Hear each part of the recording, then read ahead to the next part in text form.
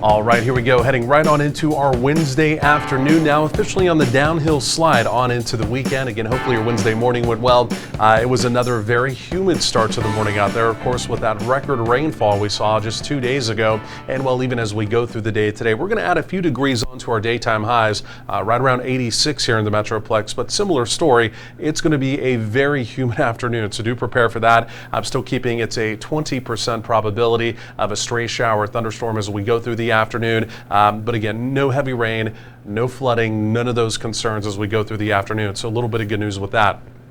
So otherwise, where we started the morning, essentially where we should be, down to 75 degrees here in the Metroplex. That is an average overnight low for this time of year. Other locations, some of our more rural hometowns, were down in the lower 70s. So again, fresh but humid out the door this morning. There goes our big weather maker. Of course, that's what brought us, again, that just crazy amount of rain, 14, 15, 16 inches here in Dallas County. It has not made a lot of forward progress. In fact, it's almost stalled out across parts of the deep south. Overnight, it brought very heavy rain across parts of Mississippi over around the Jackson area. 10 inches of rain. Again, doesn't really compare to our 15 and 16, of course, but still a lot of heavy rain over there. So as we go through the day, it's going to very slowly just kind of lumber its way off to the east. But the only reason why that's still important for us is on the backside, kind of the backwash around the backside of that area of low pressure. That's where our at least scattered opportunities will come from of a few showers today and then also into tomorrow as well. So that system, you can see again, continues to slowly pull off to the east here on the water vapor imagery. We've got a disorganized upper area of high pressure, our summer heat dome out across parts of the desert southwest. And then we've got the main jet stream track well to our north, which is also fairly typical for this time of year. The only reason why all of that is important is here in North Texas, we're basically outside of the major weather players. So as we go through the rest of the day today, all the way through the early part of the weekend, our weather pattern stays fairly quiet. Temperatures will slowly build, but still trend below normal. And again, outside of these spotty rain chances, simply put, that's about it. Now, all of that is going to be true until we get to Sunday into Monday.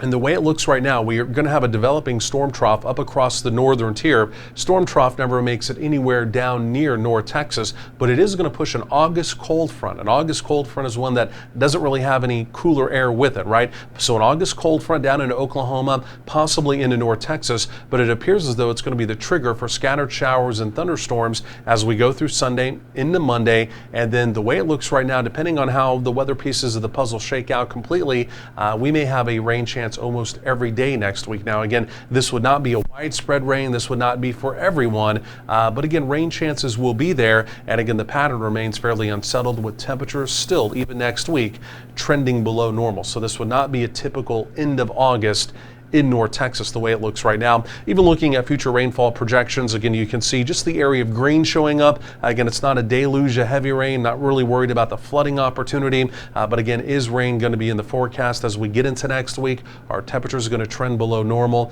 Again, the answer to all of that is yes. But let's go back up in time. I want to talk about today quickly here as well. And again, you have to look carefully. You can see a few blips showing up. This is our model here, future radar.